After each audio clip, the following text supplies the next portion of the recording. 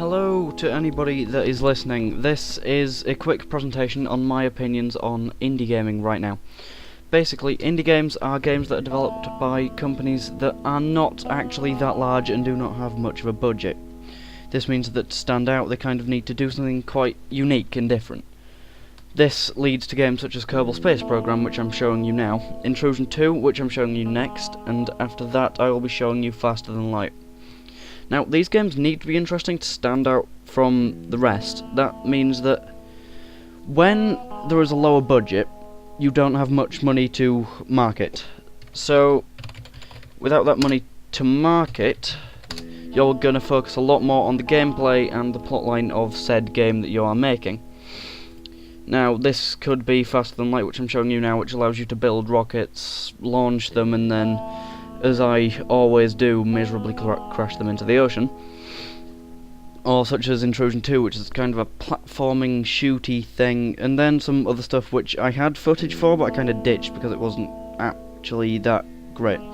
Now, I'm using this video mostly for my economics work, so I'm sorry if this seems a bit like based around money for you and not the games. I might eventually do something more about the games itself. So I am sorry about that, but yeah, indie gaming is quite interesting because you've got small companies that don't really have much money, but kind of make something of it anyway, which leads... Right, basically, anyone can make a game, because if you can learn how to code, you can make a game. I'm learning how to code myself. I'm looking into both JavaScript and C++.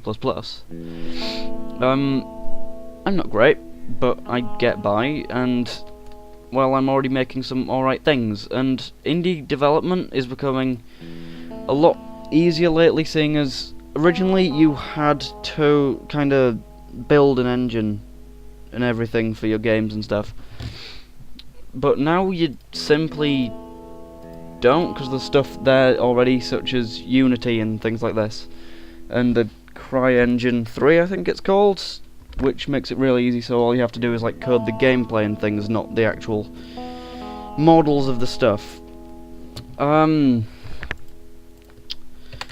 Compare this to larger companies such as Call of Duty, who haven't really changed much. They more focus on, look, our multiplayer is now slightly different, it's apparently more interesting, go for it. I mean, I think one of Call of Duty's main things was they had a slightly better animated dog and also a female soldier, which I didn't really find great, and I quite like that the indie genre is more based around stuff that's not forcing itself to be inclusive of stuff. It's like, it can manage that. I mean, some of the footage that I did ditch was Mark of the Ninja, where the second main character, the character that you don't play, that guides you around the world, is in fact female ninja, and that's kind of what's interesting about indies. You can just do anything with it. Like, as you can probably see in the gameplay right now, I just crushed someone with a colossal boulder. I mean, the bit I just skipped was me riding a massive wolf into combat against another wolf and another one of those snaky things, which is actually quite interesting. And this one is Faster Than Light, and it's kind of like you control a spaceship and like fly around the galaxy. Here you can see a combat.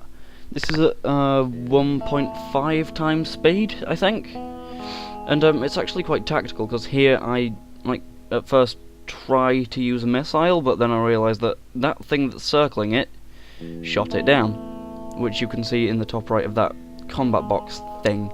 And it's actually really interesting to see how these games are trying to sort of make themselves different from games such as Battlefield 3, which I had to play around with, and it's interesting, but there's not much to it. And I'm going to wrap it up now.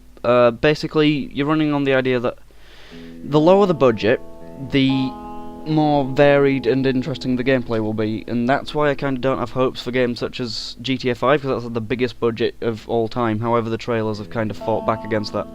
So basically, put it like this: you have good games and you kind of had bad games, and high budget equals low imaginativeness. Anyway, bye guys.